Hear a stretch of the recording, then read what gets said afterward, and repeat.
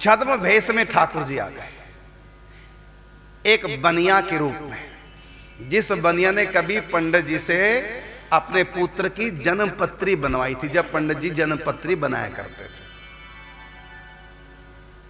पंडित जी को पता ही नहीं, पता भी कैसे चले,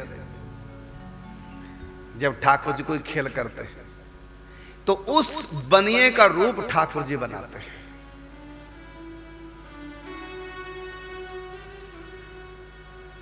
और एक लिफाफे में बंद करके पंडित जी के पास सुबह सुबह गए। रात भर पंडित जी रो रहे हैं, ठाकुर जी से प्रार्थना कर रहे हैं, अब मेरा आपका मिलन कैसे होगा। कोई ऐसी मुझको व्यवस्था नहीं दिखाई दे रही, आपको आना नहीं क्योंकि वहां रात चल रही है, मैं वहां पहुंच नहीं सकता, कुछ करो। अब ठाकुर जी ने रास्ता खोल दिया, क्योंकि ना तो दान का लेना और ना उधार लेना, और घर में है, देखो रास्ता खोल दिया। ठाकुर जी बनिए का रूप धारण करके लिफाफा लेके आ गए और पंडित जी से कहा, पंडित जी आप भले भूल गए, उस समय मेरे पास पैसा नहीं था, आपने जन्मपत्री मेरे बेटे के बनाई थी और मैंने दिया कुछ नहीं था, और आपने कुछ कहा नहीं, मेरे पास था नहीं, अब मेरे को याद आया, लो ये लिफाफा। पंडित जी ने इसको ठाकुर जी का खेल समझा। ये साक्षात से ठाकुर जी हैं नहीं पता, लेकिन इतना तो पता है उनका कोई खेल है। और जब पंडित जी ने लिफाफा खोला उस व्यक्ति के जाने के बाद, जब पंडित जी ने लिफाफा खोला, पंडित जी 50 पैसे लेते थे केवल, क्योंकि पूरी फलश्रुति वो नहीं लिखते थे, क्योंकि उसमें ज्यादा समय लगता है। पंडित जी के पास भजन चिंतन के नियम इतने हैं कि वो अधिक समय जन्मपत्री बनाने में नहीं लगा सकते, इसलिए पंडित जी सूक्ष्म बनाते थे। दशा महादशांतरदशा सूक्ष्म रूप में बनाकर और अपना पूरा कुंडली बना करके और दे देते थे आधे घंटे में, और बाकी अपना भी भजन चिंतन में लगते।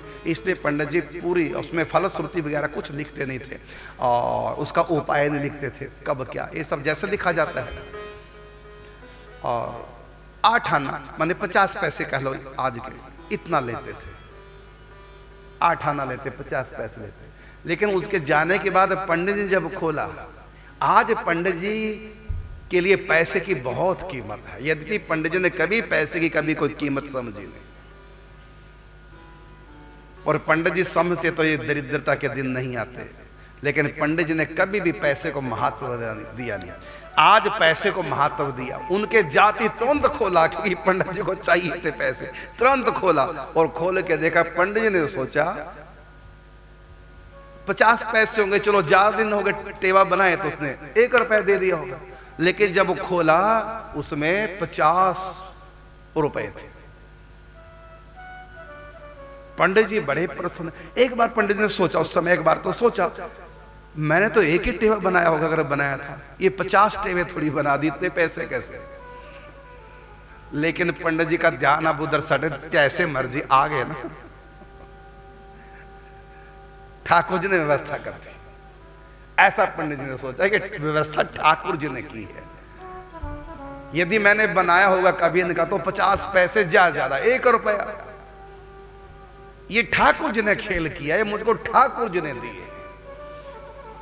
मान लिया कि बनिया नहीं था ये ठाकुर जी। अरे पंडित जी मानो मत, ये ठाकुर जी है। सच्ची मान रहे हैं, लेकिन पंडित जी मान ही रहे हैं कि ठाकुर जी ने व्यवस्था कर दी। अब तो मैंने रात भर जो प्रार्थना की है ठाकुर जी ने व्यवस्था कर दी। और फिर क्या किया 50 रुपये का, बताइए। घर वाले भूखे मर रहे हैं, कई दिन से घर में चूल्हा नहीं सिल रहा, और पंडित जी के होते किसी की हिम्मत नहीं कोई कुछ दे जाए घर में बना हुआ साग पूड़ी बनाकर।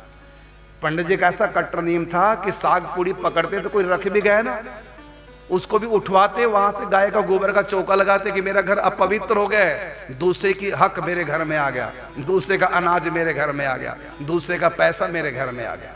घर में चौका लगाते थे, साफ करो, पवित्र हो गए। यहां तक कि बाबा के परिवार में शुरू से ऐसे नियम थे। एक बार पहले जमाने में होता क्या था, माचिसें नहीं हुआ करती थी, घर में आग, चूल्हे की रोटी बनती थी तो आग दबा देते थे, उपला रख करके ऊपर राख से ढक देते थे। दोपहर के समय जब रात्रि को भोजन बनता तो राख को हटाकर उसको फिर से लगाते थे, और कई बार यदि आग बुझ जाए तो पड़ोसी के यहां से मांगने चले जाते थे आग। ये दिन तो हमने भी देखे बचपन में। कई बार आग बुझ जाए तो पड़ोसियों के यहां से आग मांगने जाते। ऐसे पड़ोसियों के यहां से आग घर वाले ले आए। ये पंडित जी के पिताजी की बात है। और जब आए घर, आते बोले कि मेरे घर में आज पराई वस्तु आ गई है, मुझको जलन हो रही है। तो कहा कि आग ले आए थे पड़ोसियों के यहां से। तो कहा आग तो लाने में कोई दोष नहीं है, घर में बुझ जाए तो दूसरे के यहां से आग ला सकते हैं। कुछ और लाए होंगे साथ काला। तो लाए क्या थे? उनके घर का उपला, उसी के ऊपर आग रखकर लाए। उपला क्यों लाए पड़ोसियों का? वापिस दे के आओ, तब घर में घुसूंगा। पहले उपला दे के आओ वापिस। आग लाने में कोई दोष नहीं है, आग लगाने में दोष है किसी की। आग लाने में कोई दोष नहीं है। उनके उपले पे क्यों लाए? अपने उपले पे आग रख के लाते या चिमटे से लाते, उनके उपले पे। बताओ उनका उपला भी हमारे घर में क्यों आ गया? इसलिए बचिए, पर अन्न से बचिए, पर धन से बचिए, पर स्त्री से बचिए, पर चर्चा से बचिए, यदि इस रास्ते में आगे जाना चाहो। इन चरित्रों के माध्यम से यही तो सीखना है। हम सोचते कि भजन करने से भगवान मिल जाएंगे। अरे भजन तो रावण भी करता है भाई, तपस्या तो हिरण्याकश्यप भी कर लेते हैं।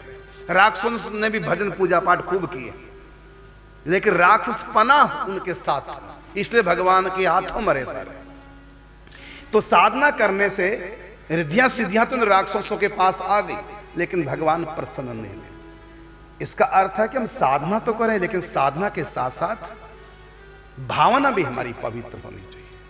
साधना और भावना दोनों का संगम हो, तभी हम सच्चे सेवक, सच्चे भक्त कहलाते हैं। तो बाबा का जीवन, बाबा कितना कस रखा था अपने आप को, और ये संस्कार अपने बच्चों को भी दे रखे थे। बच्चों से कह दिया बेटा भूखे भले मर जाना, लेकिन दूसरे का हक नहीं जीवन में आना चाहिए। ऐसा संस्कार बच्चों को दिए थे। इसलिए बच्चे भी गरीबी से तंग भले आ गए, लेकिन अपने बप्पा से शिकायत नहीं करते। यहां तक कि कोई टॉफी दे दे, बच्चा खेलने गया, किसने टॉफी दे दी, उसको वापस कर देते। बप्पा को पता चल गया तो मार पड़ेगी। ऐसे संस्कार बच्चों को दिए थे बाबा। तो आज 50 रुपए, अब बताओ घर में कुछ है नहीं, अब 50 रुपए आ गए तो घर में कुछ खरीद के रख लो, लेकिन घर नहीं।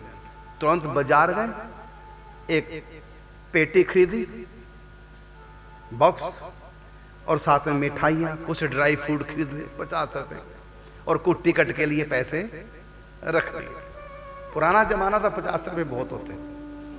उस समय के 50 रुपए आज के 5000 रुपए के बराबर है। ये कहीं ये सन 1939 की बात है।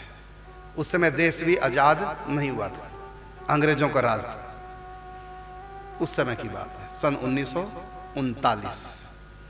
तो उस समय के 50 रुपए आज के 5000 रुपए के बराबर।